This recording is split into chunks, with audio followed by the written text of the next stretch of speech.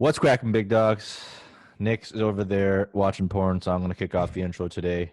Look, man, it's been a long week. Been a long week for everyone. It's your boy's birthday weekend. I'm wearing joggers now for the first time in my life. I know Nick's been rocking joggers a while. I mean, I've seen. Oh yeah, there you go. I have no Dad, pants go. on, so I can't show you guys. Yeah. So, man, look, it's been a fun week. A lot of crazy scoring, I'd say, right? Like, I mean, I don't know how you guys did on your fantasy teams, but like my teams were basically like boom or bust. Like some teams just fucking smash, and other teams just straight. There was a lot of shitty games. I feel like every weekend up to this point, we've just gotten over-unders of like 57 points. And then this week, we have fucking 16-6, the Raiders versus the Browns. There's a lot of shitty players and a lot of like random people scoring touchdowns and stuff, and a lot of injuries. So you have a lot of like backup running backs, you know, whether it's 49ers like DJ Dallas and Gio and those guys kind of popping off. And weird week, yeah. But like we discussed prior to this podcast kicking off, everything just fucking stinks pretty much. Yeah, my home league, I lost to a guy that started 2 inactive players, so I'm feeling real good right now. That's That the the league one you that- auto drafted, right? That's you auto-drafted. Yeah, it's not been a good year for me. Is there a buy-in? Is it free or is it a buy-in? It's $100. I don't know. Irresponsible. In that tactic. Fucking irresponsible. I was In my work MIA. league, $100, and I opened up that draft with Saquon Barkley and George Kittle. So first boy. 2-round picks in the gutter. Jonathan Taylor looking like fucking poor man Trent Richardson. So yeah, it's not going good. It's not going good, guys. But we do still have some positive insights. But before we talk about all that shit, man, Noah, you know what time it is. What time is it?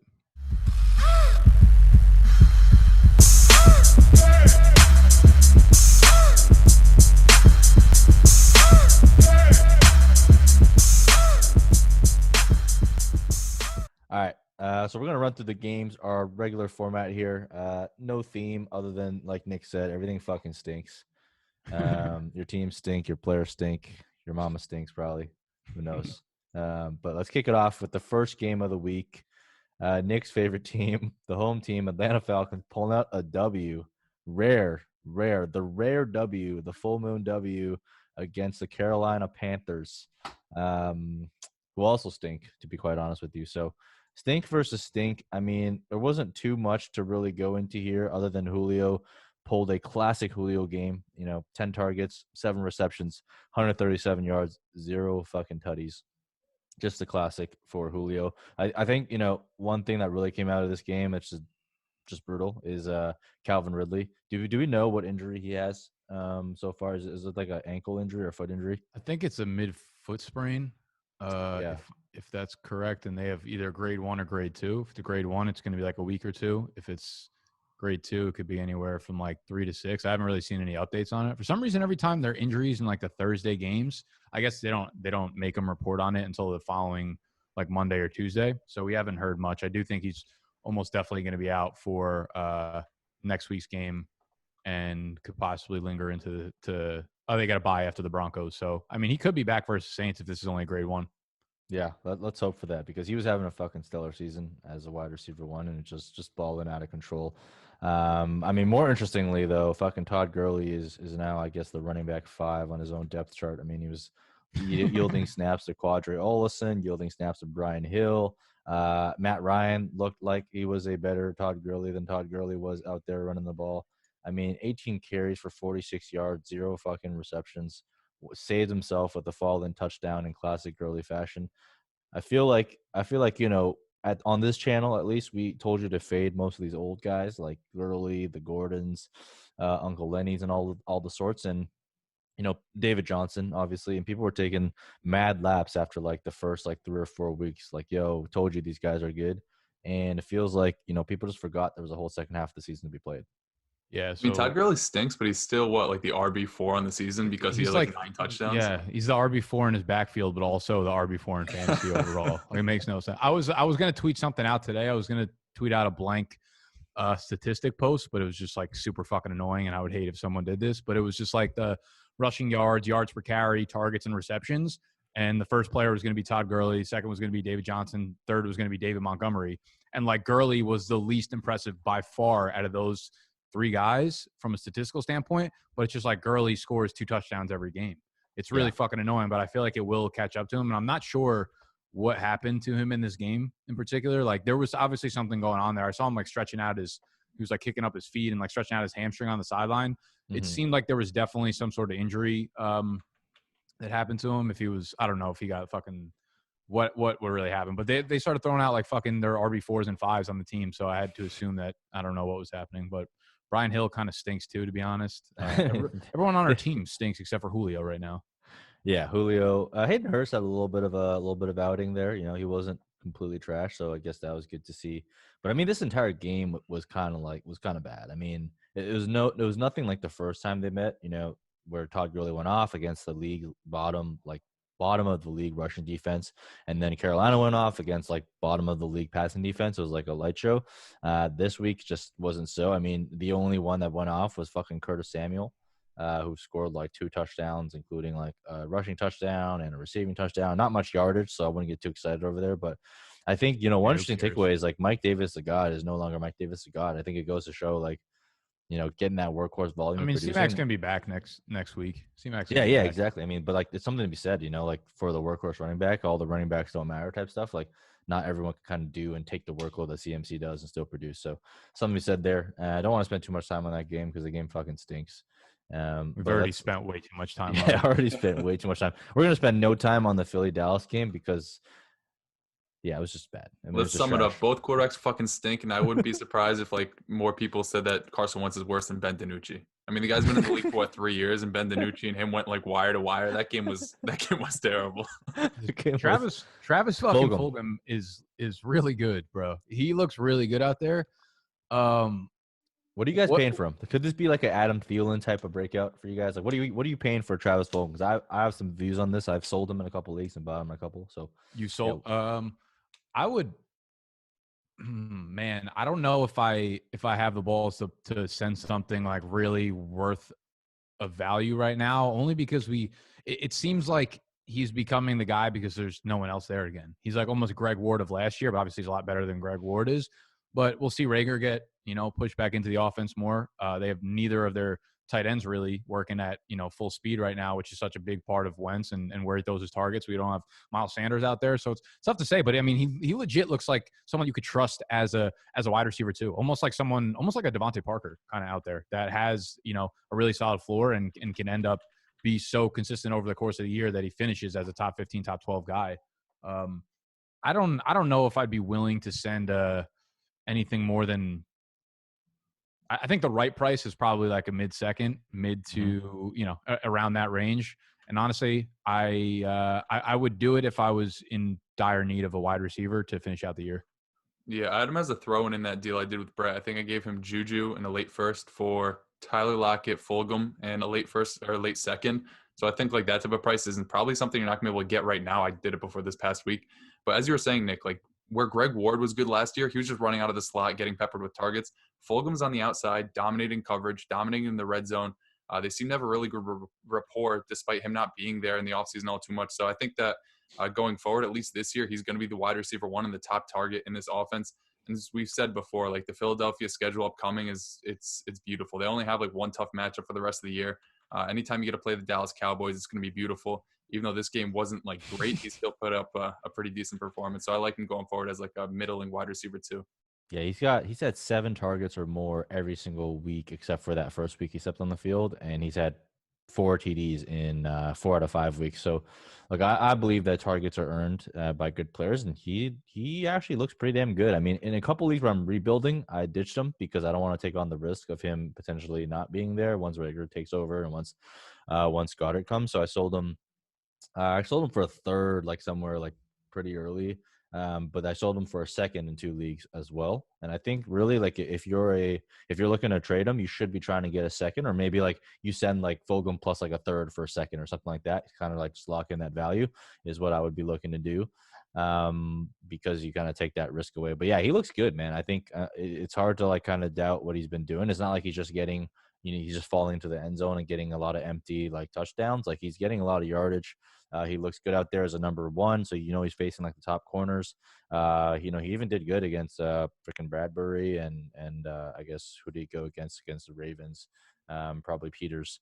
So, and then the he obviously had Peters that Smith. monster game against Pittsburgh. So he's been going up against like pretty tough competition and getting it done. So, in teams around contending, I'm basically just riding him because that's like a free wide receiver too that you got off the waivers. And if he's not around next year, so be it. But I'm trying to win championships. So, yeah, that's pretty much all I want to cover there. Well, not much Ronald else. Jones is officially going to retire right now. I believe he just caught a pass and then fumbled it within like 2 steps and he's going And to Mike, remember the Giants way. beginning of this show? You said fade Leonard Fournette. He literally is like now running back 1 going forward. Yeah. Oh no, they have the ball. Oh no, Rest wait, in it was peace. tipped. It was tipped. Oh, it got tipped. He caught it. Was his knee on the ground? No, it's a fumble. His knee was on the ground. He stood up and then he fumbled it. DJ's gonna score right here. It's DJ to Ingram right here. I guarantee it. He didn't even like. Guaranteed That was a fucking terrible fumble. He didn't even get his hands on the ball. Dude, That was Ronald awful. Jones just looks so dumb trying to catch the ball. He tried to sometimes. catch that shit with his fucking forearms, man. That's I know. why. Like, what are That's you why doing? you can't trust Ronald Jones in the fucking passing game, man. I mean, Tom he Brady looks must good. be so pissed. I mean, that is a tough catch though, I guess, because the Yeah. lineman hit it with his forearm, so it was like spinning around. Like But you got to crazy. secure the ball, bud. I'm surprised Brady hasn't gone off and just been like, you have to get Fournette in on every fucking passing down. Like, I'm not throwing the ball to Ronald Jones again. I'm surprised Brady hasn't like just fucking chucked it as hard as he could at Ronald Jones's face one time, just like make a fool out of him. What was the Third movie when career they did fumble that? lost. Okay, This is the longest yard when they just fucking threw it as hard as they could at the ref. I think it hit him in the nut. All right, whatever. Don't worry. Let's continue. Sorry. All right, let's continue here. Let's rattle off some games. This is one we can probably talk about. I mean, Seattle, Russell Wilson looked like a fucking beast. As always, DK Metcalf further cementing himself. You guys have him as your wide receiver, dynasty wide receiver 1? Yeah, he's been there. You do? Yeah. Yeah, I mean, he balled out. Especially in that second touchdown in the end zone. Like, he had the defender draped all over him, and Russ was like, I don't care. I'm throwing to this guy. So you kind of love to see it because Russ is unstoppable on the deep ball, so his target accuracy plus DK Metcalf is going to be a fucking beautiful, beautiful sight to come, I tell you. DJ Dallas, I guess he balled out. So let's talk about him a little bit. I mean, literally everyone else is injured, so I had to start DJ Dallas in a few leagues, and thankfully I did. Didn't really look that great on the ground, albeit it's against a tough San Francisco 49ers defense, but he got it done through the air and on the ground in terms of touchdowns, which you do like to see. What do you guys think about DJ Dallas? I remember, Nick, you liked him in the offseason, right? Yeah, I was excited. I ended up throwing him into 1 or 2 of my lineups this weekend too. And I was nervous because I think San Fran, as they start to get healthy, this will be a defense that you're like, a little bit nervous to start your running backs against. And this was it. But like, if you're in Seattle's offense, you're going to get those opportunities like left and right. And that's why he scored 2 touchdowns. DJ was a guy I was excited about, but I was a little nervous because the reason I was excited about Dallas is because he actually has a 3-down skill set. Like, you see a thicker guy like him and a guy who's not necessarily like fast breakaway. You're like, oh, he's probably not going to play on 3rd downs or catch a lot of passes.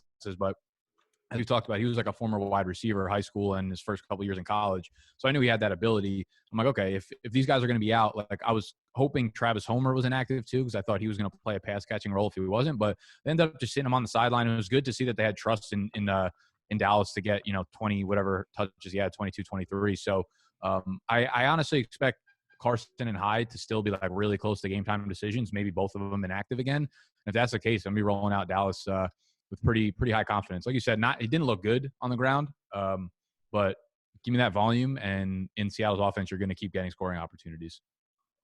Yeah, I think I'm not sure when Rashad Penny is coming back anyway, so I definitely don't think DJ Dallas has any type of long-term value in this offense. But as Nick said, when you're part of like the Seahawks offense or even Tampa Bay, if you're not fumbling the ball, you're going to be able to score touchdowns if you're the only option there. Not sure who they're playing this week, but it's the San Francisco 49ers that he just tore apart. I'm pretty sure whoever he goes up against, he can provide high end RB2 value just because you're going to see the volume there. Yeah, they're playing up against the Bills, so a mediocre defense, nothing that crazy. On the San Francisco Niners side, we lost fucking George Kittle for the season, so fuck that. I have him on a bunch of my teams. Rest in peace. I think he's out like 8 weeks with a broken foot or something like that. So, yeah, I mean, to all you people that love doing that late round tight end strategy, I mean, we're halfway through the season and only George Kittle, Darren Waller, and Travis Kelce have more than 14 points per game. So late round tight end not looking beautiful at this point. Hey, Herbert, watch it. Oh, yeah, that's right. Tight end 1 ultimately got it done. Brandon Aiyuk, though, man, this is someone that I hated on before the season. Nick, I remember you liked him. He's looking pretty damn good in the absence of Debo. And I think, now with George Kittle out as well, that kind of really opens the doors for him. He got 11 targets, 8 receptions, 91 yards, and a tutty. What do you think about Aiyuk going forward? Are you guys buying? Are you guys selling? Are you guys holding wherever you It's have him? similar to like the Philly situation of Fulgham or like Ward with last year. They don't have any weapons, so you're going to make plays. It's an offense that will move because Kyle Shanahan will make it move, by force or whatever. If Samuel's not there, if Kittle's not out there, like Aiyuk is a floor of 8 to 10 targets, and they're going to have creative ways to get him open. There's going to be tons of yak wherever he's getting the balls. Like he's going to get the valuable touches over there. So if those guys are out, I mean, he's pretty much a lock and loaded top 15 wide receiver, especially in a matchup like this against Seattle. Like this was the most obvious, blow up game that you could have seen coming. If Debo's back on the field, to me, this almost feels like a wash season for Debo. It feels like we're not going to get, maybe if the 49ers make a run towards the playoffs, like maybe we'll get full strength Debo, the playoff round, the wild card round or divisional round or some shit like that. But feels like regular season wise, this is Ayuk's season to kind of take over and cement himself as fantasy. And for next year, I'll be buying in on Debo as the value play over Aiyuk because I don't know if he could actually do this with other people competing for targets. That's I interesting. can't wait for Shanahan to Debo. spend another second-round pick on a receiver and make Debo Samuel Dante Pettis, and then turn Aiyuk into Debo Samuel, who's Dante Pettis, and just like continue this trend of turning good players bad. That's what they do with the running backs. Debo over Aiyuk? I would take Debo long term. Yeah, definitely. They seem like carbon copies, but like Debo did it for a full season. He looked really good doing it. He did it well in college too. Not to say Aiyuk didn't. I just have a lot more faith in Debo Samuel because as a rookie, he put up like 900 yards, and he was just a mainstay in that offense and a focal point of that offense basically the whole year. Yep.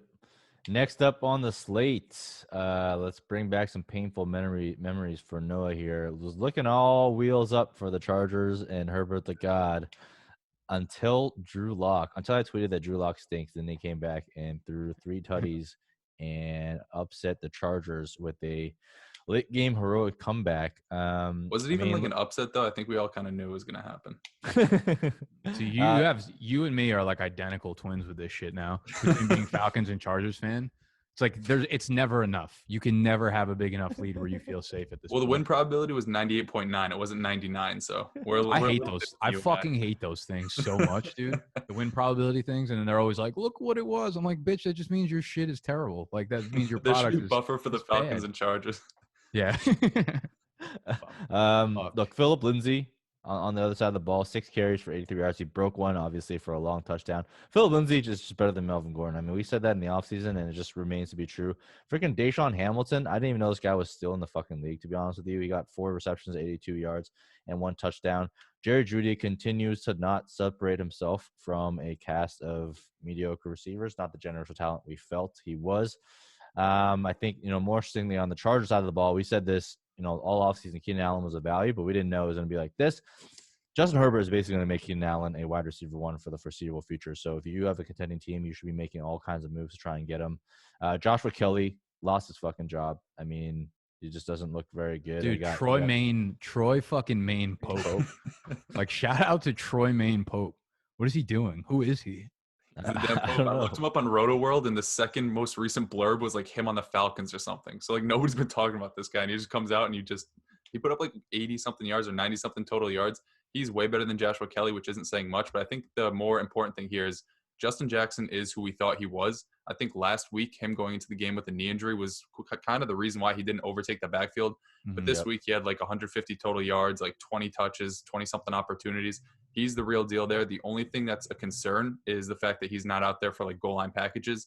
But then again, he breaks big plays. He could find his way in the end of like a 20 to 15 yard touchdown run. So as long as the volume's there and he's getting used in the passing game, and with Austin Eckler in like what looks to be a lost season for the Chargers, probably not returning anytime soon. To me, he seems like a back-end RB2 for the rest of the season. Yeah, we called it early on in the offseason, like Joshua Kelly's a fucking jag, and he's not very good, and he's kind of proven it this way. Like Justin Jackson is way more explosive. When you see Justin Jackson versus Joshua Kelly out there, when you see them in the plays, it's like night and day. And then when you see Austin Eckler versus both of them, it's like, oh my god, just like Austin Eckler would have been, I think, a top 3 running back. I think he would be with Herbert right now. The way they're making that fucking offense move, fuck. Yeah, I mean Justin Jackson, Tremaine Pope. And I think he'd be doing like similar things to what Alvin Kamara is doing. Maybe a little bit of lighter version, but how he fucking finishes the game like 7 for 85. I think that's what we'd see from Eckler. Like less TDs, but like, I mean, Justin Jackson and he had 13 targets to the running backs in this game. So, and they were dominating for most of the time. So they clearly want to use the running backs as part of the thing. So if you're getting Austin Eckler back, if you survive long enough, it's going to be some monster weeks. But more importantly, for dynasty purposes, Austin Eckler plus Justin Herbert is going to be a fucking gold mine. It's going to be a beautiful thing. And yeah, if you have Austin Eckler, man, ride that shit. Absolutely. Mike Williams, though, man, another week, 5 receptions, 99 yards. This guy, I think you tweeted this, Nick, like he does not make non-highlight reel catches. It looks like he's getting fucking choke slammed every single time. Every time. It's actually insane. But what do you guys think about Mike Williams? I mean, I really like what I see from Mike Williams. Just watching him play, analytics and stuff. Be damned, not that good for him, but he looks pretty incredible for a wide receiver one. He looks incredible every year. The problem is he's basically Darius Slayton, so he only does well when you bench him, and when you start him, he puts up 1 catch for 5 yards. Like he did it 2 weeks ago, right? Put up like 1 catch for 5 yards after having like 99 and 2 touchdowns. So then you bench him this week because he's a fraud, and then he puts up 99 and a touchdown. So to me, he's just somebody that you have to start every week, and then you're going to hate it every week. And by the time that you bench him, that's when he's going to go off. He's just somebody that I don't have any confidence starting. And it's a cop-out, but for me, he's just like a best ball receiver because you never really know when to trot him out there. Yeah, I mean, that's the case with like Mike, you tweeted out the thing about Jimmy G, and I was like, you were like, Jimmy G sometimes looks like a franchise quarterback, sometimes looks like he, should be like the owner of a fucking Burger King franchise. You know what I mean? And that's like the case for fucking so many players. And I think we just have to come to terms with like, we're never going to get consistency out of a lot of players. And I was talking about quarterbacks because it seems like people need to have a hot take on like a quarterback every single week. It's like he's either terrible or he's the best. But like with Mike Williams, the same shit. Like, listen, we know what he is. He's exciting. He's fun to watch, but he's going to give you games where he literally has 5 yards. And then he's going to give you games where he hurts his shoulder 4 separate times. There's going to be games where he goes for like 135 yards. Like we know what Mike Williams is at this point, He's fun. Yep. I'm glad that you get to enjoy him, Noah, as a Chargers fan. But like, I love Mike Williams. I like seeing him lie down on the field every like 2 snaps, just grabbing at his back and then coming back 2 seconds later, mossing somebody, and then laying down again. Yeah, I'm not looking to acquire him anywhere though, or I probably will never draft him ever. Yeah. All right. Well, speaking of losing teams, my Patriots lost to the fucking Buffalo Bills due to a late game fumble by Cam Newton. That was painful. For fantasy purposes, though, what do you guys think about Damian Harris? No targets, but 16 carries, 102 yards, and a tutty. Clearly better than Sony Michel. Is he cut yet? Did we cut Sony Michel, or is he injured? I thought they just brought him back off the IR. Okay, I don't even know what's going on with Sony Michel. But James White with the most James White rushing line ever, 2 carries for 0 yards. Like, this team, my team fucking stinks, man. Like, they're bad. I'm tired of watching. It's brutal watching too. It's like every other play is like some trick play, and that's like the only way they can move the ball forward. Yeah, exactly. I mean, go. I don't even want to talk about him. Yeah, I don't even want to talk about the Patriots. I want to move on to the Buffalo Bills. Damian Harris is a guy that will get you 15 carries, and it has to be a pristine matchup. And you could feel okay starting him. Like they play the Jets next week, and he'll go like 15 for 64, and you could flip a coin. You could flip a coin if he gets into the end zone. Like that's how it works. You could say like, oh, a positive game script, but like, is that a thing for the Patriots anymore? I don't know. Hey, we're not gonna go that far. I know. With the Pats. Now with the Sam Darnold-less Jets. You never know with him. He might just like outsleep his alarm and not be on the team next week. So yeah. I mean, more interestingly though, Josh Allen looking more like the Josh Allen of old. 11 for 18, 150 the weather yards. was like real shitty this game. I think that's like a good excuse you can use for most of these games. Like weather was definitely a factor. It was crazy out there. So now look, I mean, Zach Moss though, he had a breakout game, 14 carries, 81 yards, 2 tutties. Devin Singletary did well too. I mean, they were just running train on fucking Patriots defense. We couldn't do anything about it. So it is what it is. Not too exciting there. I got a question for you guys. Who would you rather have the rest of the season? And this might sound like terrible, but I'm gonna pose say it. Diggs or Travis Fulgham? No, even better. Zach Moss or Jonathan Taylor? Oh my God. I'm still gonna go with Taylor, but yeah. It's painful. It's painful. Moss got all 4 touches inside the 10, and like that's kind of what we thought was going to happen. We'll probably continue to see it happen, but there are going to be games where like that, they don't have the touches down there, or Josh Allen takes them, and then Zach Moss, you're left hanging with like 6 points, and I feel like that's probably going to be the case. Yeah, that's like JT's ceiling, so I understand. True. It's pretty true. Pretty true. All right, let's talk about something positive. All right, Joe Burrow. No. Talked about him being the real deal. He still looks like the real deal. Carried his team to one of a rare win with 249 yards on 2 touchdowns. Samaje Perine's vultured a TD, which probably tilted Giovanni Bernard owners to no end, but Gio came through in the end and put up 2 touchdowns himself. They just ran train on this Titans D. I call them a run funnel D, and that's exactly what they are. They cannot stop the run.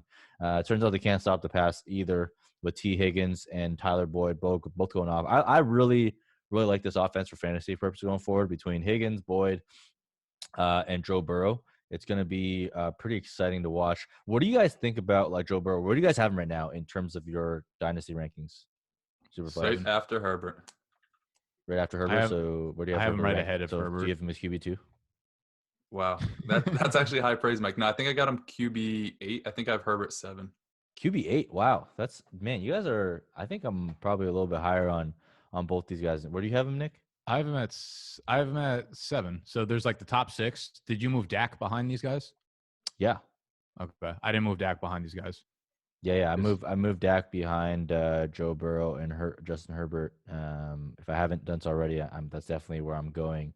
And if you're in a rebuilding team, right, like you could make a strong case for both of them over like a Russell Wilson, because Russ is like a little bit older, and if you're rebuilding, you don't really want like Russ putting up 40 points on your bench anyways. Where do you have Lamar Jackson ranking quarterback? I moved him down this week I moved him behind Kyler Murray. I'm thinking about moving him too. behind Deshaun Watson as well. I moved him behind. Man. I think I'd rather have Deshaun Watson at this point. That offense is just weird because they're good, but when you look at like the box score and the fantasy points scored, like you just can't predict who's going to score week to week. Like Willie Snead had 100 yards. Marquise Brown had like 1 catch for 3 yards. It's just tough to predict week to week. I think I moved him to 5. I think I moved him behind Watson and Russ and and Kyler obviously too. Yeah, and then I have Dak right behind that, and then the 2 rookies. Yeah. But did you know the Bengals were without their entire offensive line this game? Yeah. That is insane. Yeah, they lost the biggest loss though was their 6-time champions and final MVP Michael Jordan. That was a huge loss, huge blow to the team leadership wise. It's just flu game. Yeah, the flu game. Burrow is just doing Burrow things, man. He just keeps doing what people thought he was going to do, and unlike JT, we are going to get a solid return on investment for him. So he's exciting. On the flip side of the ball, we have Corey Davis continuing to do his Devontae Parker campaign. 8 for 128 and a touchdown.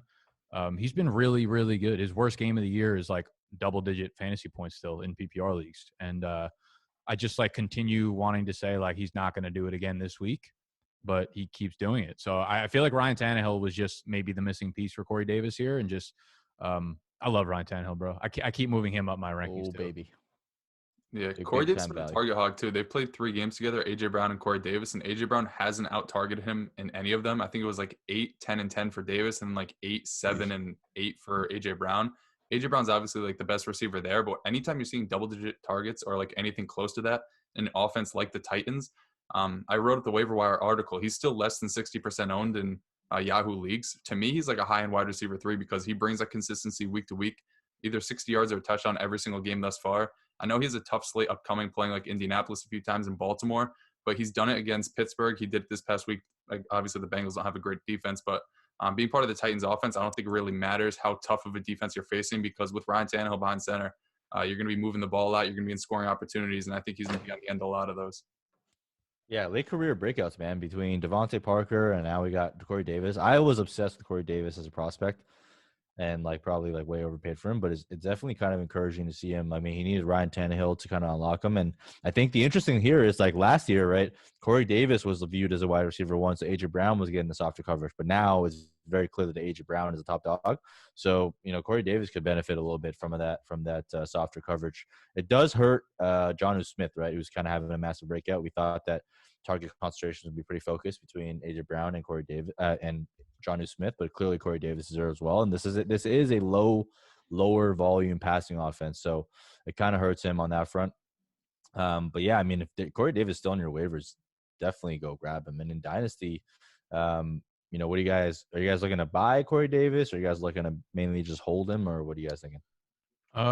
It's gonna be interesting because they didn't pick up his option, so he's without a doubt going to end up somewhere new.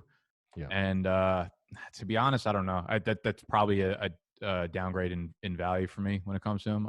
I'm intrigued. I mean, maybe he's the one who ends up in Green Bay next year or something, and I think that could be a fun landing spot. But that's like one of very, very few spots that we'll actually be able to get excited about. And I know we probably mentioned like 7 different receivers possibly going to Green Bay, and not everybody can get there. But in terms of like just something you touched on, like the volume, I'm not really worried about the volume being like low in the passing offense anymore because it's such a funnel. Like they don't have a running back that they throw the ball to, and they don't have a third receiver they throw the ball to. So if Davis and AJ Brown are going to do, their best like Demaryius Thomas, Eric Decker thing where they just combine for 50 to 55% of the targets every week, like they'll be fine. I don't think like even if Ryan Tannehill throws 27, 28 passes, like they're going to get the majority of them. Yep, definitely. I mean, speaking of the Packers, though, Dalvin Cook just bent him over and took him to town. 30 carries, 163 yards, 3 touchdowns on the ground, 2 receptions, 63 yards, and a touchdown through the air. Dalvin Cook is fucking incredible. And if he had 0 health concerns, I would have no problems with someone putting him as the running back 1. He's just that good. I mean, he is, in my opinion, we talk about this a lot. I mean, Zeke obviously stinks, but, I talk about Chubb being the best pure running back in the NFL. I think Dalvin Cook is definitely right up there with him. Just watching him run, like, he looks like a gazelle. Like, the way he cuts and gets back up the top end speed is great. And he, unlike Jonathan Taylor, he's got vision for fucking days, and he sees, like, way ahead. And trying to tackle this guy in the open field is just unspeakable. I mean, I texted you guys during the game, like, where you guys would have him if there were no health concerns, and I think most of us had him as, like, top 3. And just we see the Vikings running game and their entire offense basically and just runs through Dalvin Cook, right? So dude, they had 34 carries to 14 pass attempts. Yeah, like that might be the NFL record, like in terms of run rate. That's absurd. They don't. Yeah. I mean, I don't know. I guess it's the Green Bay defense, but Dalvin Cook is just holy shit. Yeah. You're worried about Adam Thielen rest of the season. I know his schedule gets a lot tougher. These past few weeks have been like plush matchups, and the volume just isn't there if they're going to keep feeding Dalvin Cook like they did in the beginning of 2019. And it looks like Dalvin Cook's just taking over the reins as the workhorse, obviously, but like 30 to 35 touches a game. I'm not sure there's going to be enough to feed Adam Thielen and Justin Jefferson. Yeah, I'm a little bit concerned, but at the same time, like they're not going to enjoy this type of game script, like you said. So also it was kind of weird because like, Aaron Rodgers kind of had a pretty down game too against a pass funnel defense. So like they didn't really put up points on their side, except for Devontae Adams, who went absolutely fucking ham again. Clearly going to be the wide receiver 1 of the season. But I think game script is just not going to be in their favor going forward, and I do think their defense still stinks. So like it's like wide receivers, man. Unless you're clearly Devontae Adams or something like that, like you're just going to see like a lot more up and down and volatility. Like they just didn't really need Adam Thielen, and they didn't really need Justin Jefferson either. Yeah, I'm not too worried about the passing game over there. I think like you just kind of have to take with this kind of game with what their season is, where it's going to come every 3 or 4 games, and you kind of factor that in. Yeah, Jamal Williams though, man, workhorse. Without he might not be out there Thursday. Yeah, fucking AJ Dillon. His only positive contribution was a positive COVID test on the season, infecting Jamal Williams. Fuck that guy, man. It's the only thing he can fucking catch. The only thing he could catch, the only positive result he could get. But yeah, not too much to go around on that side, other than like we said, Devontae Adams is a fucking like beast. He's unstoppable. Didn't have many yardage, but like, I don't know if you guys watched the game, but like, he is the best released off the line that I've seen in the NFL, and he made Chad Ochocinco cry with his routes, and we can see why. This guy's a fucking stud. If you have him, ride him, enjoy him. Not much more to be said there.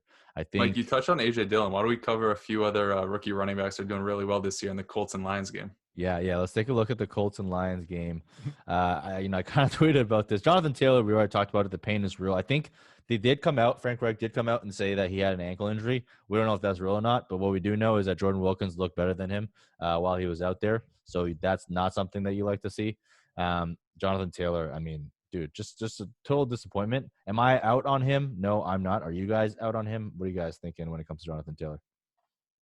For this season, it's looking sketchy for me because he's been given the opportunities. I mean, week 2 against Minnesota, he saw like 20 first half carries. I think he ended the game like 26 for like 100 and a touchdown. And then since then, he's been putting up like 50 to 60 yards a game. This week, 11 for 22, coming out of the bye, which we thought he was going to get a heavy workload because they're coming out of the bye. Like we saw with DeAndre Swift coming out of the bye, they decided to feed him. He had a huge game. against the Lions defense that stinks, and he put up that type of performance, whereas Jordan Wilkins went off, and I know Nyheim Hines like probably will never do this again until he does it again in 5 weeks, like we said in week 1. And he played like 16 snaps. I'm just worried because it's a timeshare on an offense that I just don't trust. They put up 41 points and their defense looked good, but anytime Phillip Rivers is behind center, I just don't trust you. And the fact that they're using Trey Burton as a wildcat quarterback, like Mike, I remember a few weeks back on the episode without Nick, I'm like, I'm a little worried. They're using Trey Burton on the goal line. You're like, well, they're not going to do it again. Guess what? They did it a fucking again, and he scored again. So it just seems like everybody in this offense that lines up behind Phillip Rivers is finding pay dirt, except for the guy that they spent second-round capital on, who runs a 4-3 unless there's 5 guys in front of him. Then he runs like a 2-2 and falls down. Yeah. Yeah. It's actually 2-2 is good, so I don't know what I'm talking about. I moved Taylor down a little bit in my dynasty rankings for sure, and I have zero confidence going forward. I'll still look at him as like a low end RB2, but like what it's going to need at this point, it's a committee. I think I still think he'll lead it, but he's going to need something big to break away. Like he's going to need a big breakaway run. He's going to need to rip off like a 75-yard touchdown run in one of these games upcoming for him to like re-emerge as the lead back now. So we'll have to see how significant the ankle injury is, but I don't know. It's fucking ugly out there. Yeah, definitely. I mean, and then speaking of ugly, let's go to the other side of the ball. DeAndre Swift, 6 carries, 1 yard. Adrian Peterson, 5 carries, 7 yard. Nick, you tweeted this. Jamal Agnew with 1 carry and 11 yards led the entire Lions offense in rushing yards. It is disgusting out there. I mean, I tweeted about this as well. Like, people were big mad about DeAndre Swift on the timeline, and I was just like, dude, like, what do you guys expect? This is the Matt Patricia effect. I mean, this is why I was worried about him coming into the season.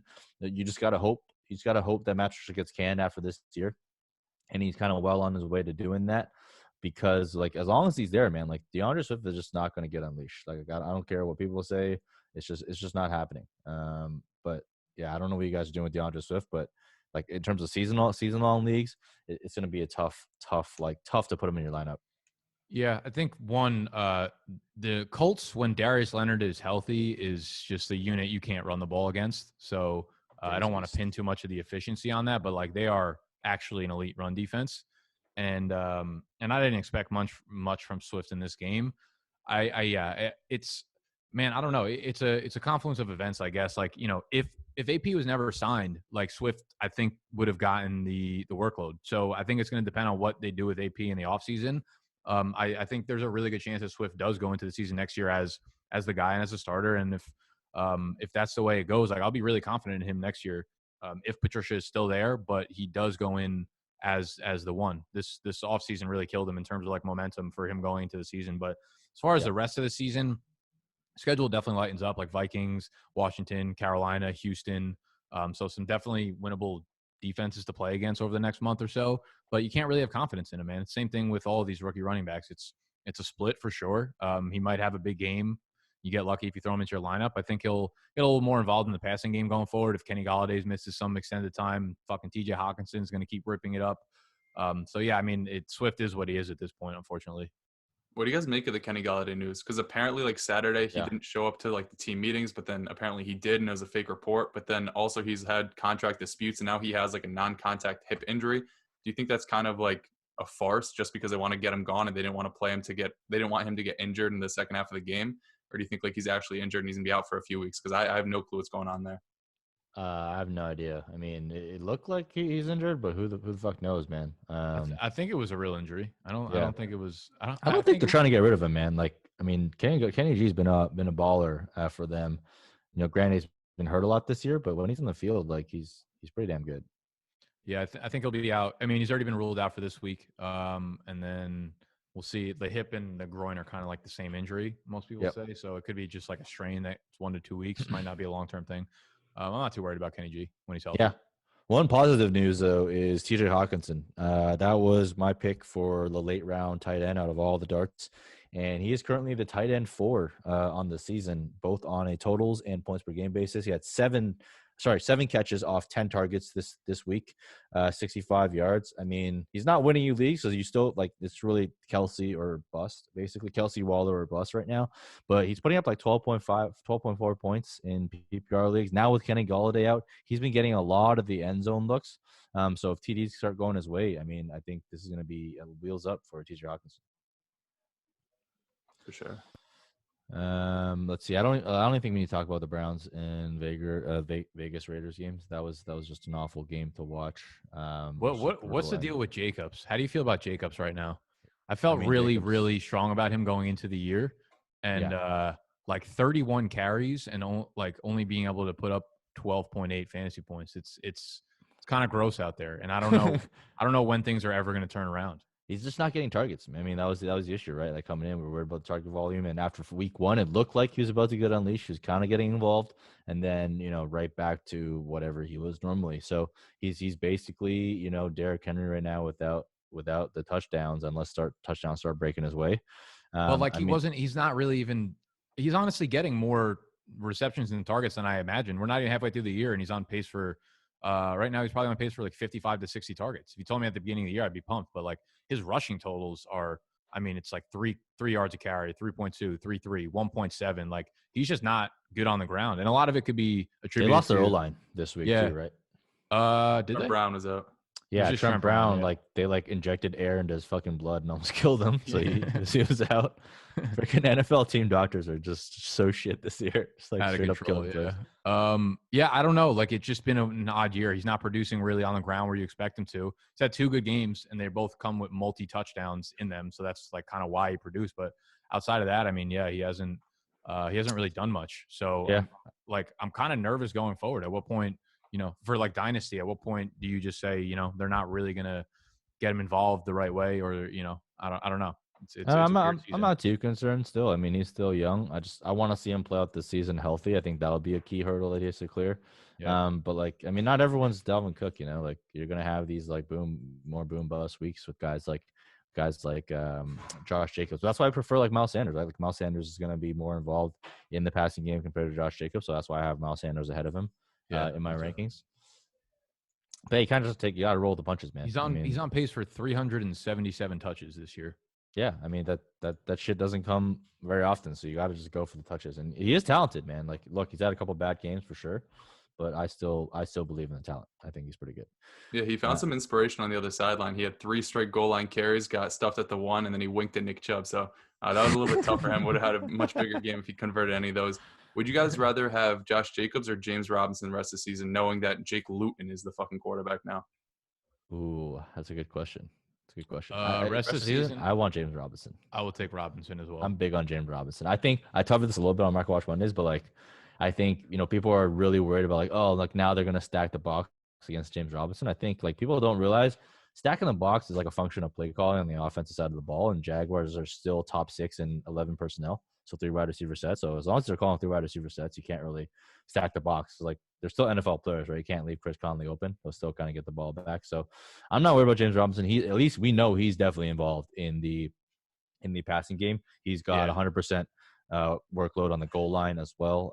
So look, I still love James Robinson. I freaking love James Robinson. I don't care what anyone says. I love James Robinson. I'm riding James Robinson. I feel like I need to get you a jersey, a James Robinson jersey. Dude, do it. I will wear that shit. That's your fucking. They sell Jaguar jerseys, not even just James Robinson. I'm ready to hang him up as a Patriots fan and convert over to a James Robinson stan and Jaguars fan. So. I don't know about the second part. Calm down. All right. Next up, we got the Kansas City Chiefs steamrolled the Jets as expected. Patrick Mahomes had a very Patrick Mahomes-esque game. 416 yards, 5 tutties. Bro, there's literally nothing to talk about in this game. Yeah, there's nothing to talk about here. Travis Kelce. No. There is literally nothing to talk about in this game. Travis Kelce. Let's talk about Tua's debut. He didn't have to do much. I mean, they shot on him. I mean, he had a tough He didn't defense. do shit. He didn't do a fucking goddamn thing. He got eaten alive on his first drop back. Yeah. The touchdown he threw to Parker was an unbelievable catch by Parker. Yeah, it was crazy. Ramsey was draped all over him, and he still made the catch. I mean, to be honest, this just the Dolphins team. We've said this before, and I'll say it again.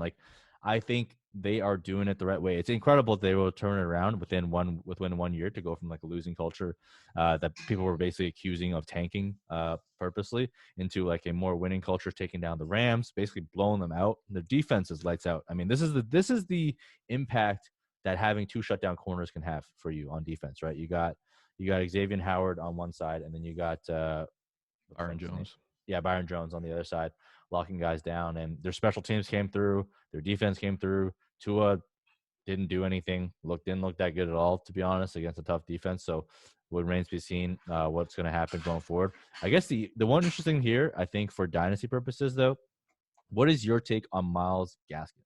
Because everyone is scared to invest in him because they think the Dolphins are going to draft another running back.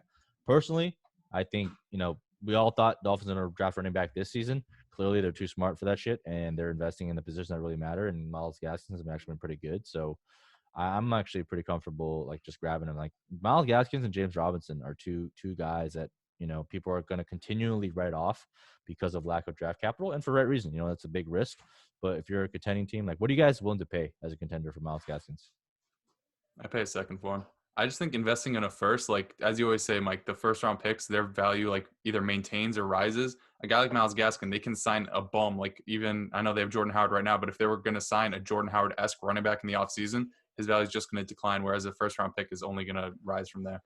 Yeah, I'm with you. I would give up a second round. I think I would give up a second round for Gaskins even if I wasn't a contender right now. He's like someone I want to have on my team. I'm with you. He keeps moving up my rankings, and it's just like there's no skip in the heartbeat of the amount of touches that he's getting. It's not like every once in a while he just gets like a 9-carry game and Matt Breida takes 11 carries and you're like, oh, you know what, there might be something there. It's like week in, week out, this dude's getting 20 touches and you're like, maybe they just really believe in him. Brian Flores is going to be the coach for the long term. If he likes Gaskin now, I'm sure he'll continue to like him next season. And Gaskin's been like efficient for the most part, been really good on all three downs. Yep. I don't see a reason, like you said, to invest in a running back when they have a guy like Myles Gaskin who's playing really well. So yeah, I'm definitely on board with Gaskin as an RB2 in Dynasty right now. All right. Yeah, I think if they were going to invest in a running back, it would have been this year, right? They had like 3 first-round picks and it was a loaded running back class. Obviously, they wanted to rebuild like their offensive line and other pieces, but I would have thought that they would have done it this year. They didn't, and I think Myles Gaskin has shown enough to be a 3-down workhorse. Although next year I would be surprised if he is going to be a 3-down workhorse. They're probably going to bring in like a Jordan Howard type or maybe even a complimentary back like a Matt Breida, but like a better version of them. But I do think that he's a good fit for this offense, and I think he's going to grow with Tua and just see a bunch of targets out of the backfield. To this point, he's on pace for 80 targets and 69 receptions. So he's basically a very shitty version of Alvin Kamara, which I'm not trying to like make it a slight to Myles Gaskin, but to me, he's like a high-end RB2 going forward. Yeah, I like Gaskin a lot. Dobbins.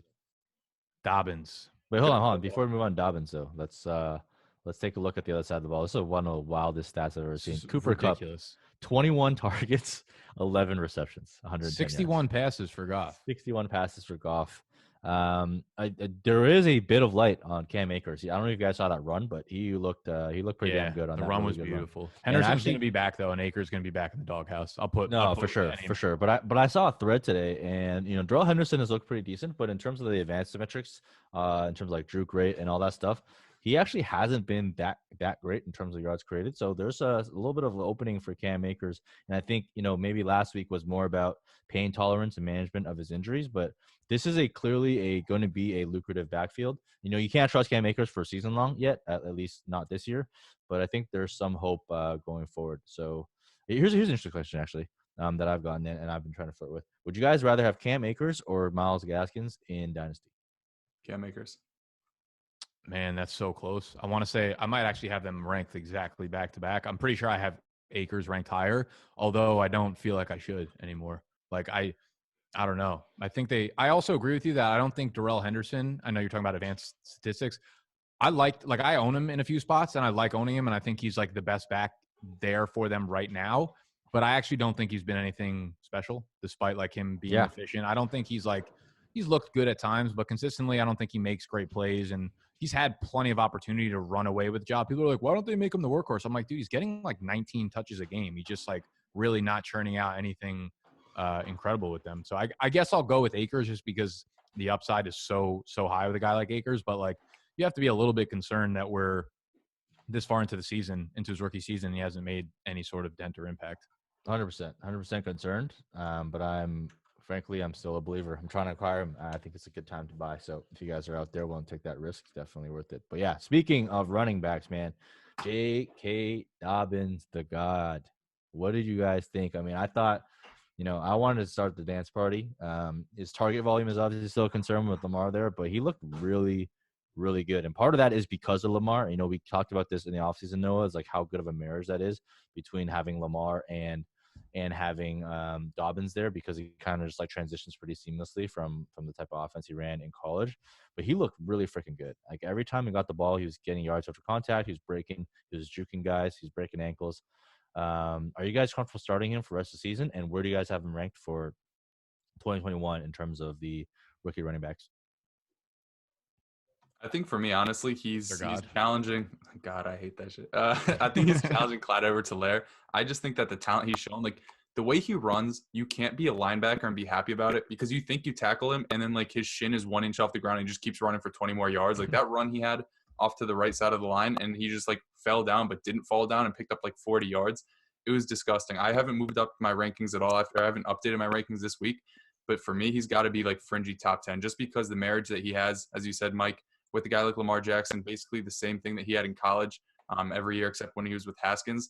He looks incredible out there, and I really don't care all too much about him getting or not seeing a lot of passing down work. He's there on third down, so he's going to see probably like 20 to 25 catches a season, which isn't great. But I just think the efficiency in that offense, the fact that Mark Ingram is old, Gus Edwards, I think he's like ERFA, whatever that stands for. He might be back next year, but he's obviously the best runner in this backfield. He's super young. They invested heavy capital in him, and he's super talented. So I think it's hard for me to say I'd still rather Jonathan Taylor over him, because Jonathan Taylor has stunk this year. I'm still going to put Jonathan Taylor over him, but I think it's a tough debate between him and CEH. 100%. Yeah, I have Taylor. I have CEH a few spots below Dobbins now. I moved Dobbins up to running back 12, I want to say 12 or 13, and CH down is like 14, 15. So Dobbins has definitely moved up. I feel good about him rest of season, but I don't know. It's really going to be weird when Ingram gets back in there. Like, I don't think he should get a single carry more for the rest of the season. Like, Gus is clearly better than him, and Dobbins is clearly better than him at this point. But like, again, that's not going to be the case. Like, they'll probably throw him in and have Ingram take away some carries. It's really impressive to do it against Pittsburgh, and now they get another really tough test against they play Indy this week, I think, right? Yep. Yeah, they do. Yeah, so that should be another good test. But if they could do it against Pittsburgh, they could do it against anybody. So, yeah, like I think Dobbins is pretty much a solid, I guess, like a back-end RB2, high-end flex play for the rest of the season. I think Gus is also in that range. Obviously, he takes a hit when Ingram comes back, but I feel good about both of them. Do you guys have Dobbins and Damian Harris are like the same exact situation, except I have a little bit more confidence in the Baltimore offense getting J.K. Dobbins going than the Patriots keeping Damian Harris out there consistently. Do you guys would you guys rather have J.K. Dobbins or Ezekiel Elliott in Dynasty? Fuck, I'm gonna go with Zeke still.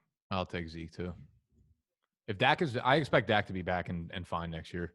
Yeah, for sure. So I'm good with Zeke there. How about Tony Pollard or J.K. Dobbins? Tony Pollard, best running back in that backfield, apparently, right? After DiNucci. I hate those tweets so much. Like 7 for 40. It was like his best game of his career. All right, Daniel Jones, calm down. All right. Any other games want to talk about? I think that's it, man. That wraps it up for this week. We're not going to talk about the Bucs and Giants because this game stinks, and it's in the second half, and the score is 7-3 Giants. Just gross. Just gross overall. We'll be back with you next week on another episode. Make sure you guys check out all the videos we got for you this week. Make sure you smash that subscribe button, hit the thumbs up, follow Nick, follow Noah, follow myself, follow the channel, subscribe to both of our channels. Make sure you subscribe to Bunkbed Breakdowns as well, because we're putting out shit on there. Noah's talking to people. He's having Zoom calls with people, showing them his titties, and doing real questionable like hooker prostitute shit. Yeah, doing some real questionable shit. But if you guys want to get on that ride, make sure you follow us. And, so that's all we got for you guys, man. Peace.